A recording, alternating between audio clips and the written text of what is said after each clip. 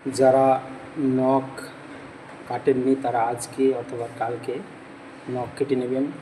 কারণ যদি ২৭ তারিখে ঈদ হয় তাহলে ১৭ তারিখে চাঁদ উঠবে, আর যদি ২৮ তারিখে ঈদ হয় তাহলে ১৮ তারিখে চাঁদ উঠবে। তো চাঁদের একদিন অথবা ২ দিন আছে। আপনারা এই ১-২ দিনের মধ্যেই যাদের চুল কাটার আছে, যাদের নখ কাটার আছে, তারা নখ এবং চুল কেটে নেবেন। কারণ কুরবানির সম্মানার্থে এবং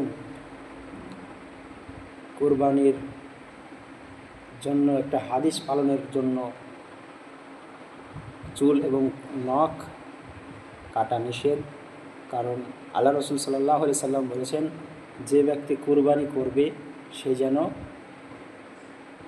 তার নখ এবং চুল না কাটে।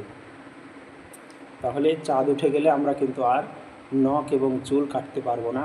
তাই আমাদেরকে এই ২ দিনের মধ্যেই নখ এবং চুল কেটে নিতে হবে, নচেত চাঁদ উঠে গেলে আমরা আর নখ এবং চুল কাটতে পারবো না।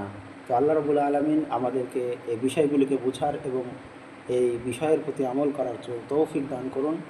আমিন। আসসালামু আলাইকুম।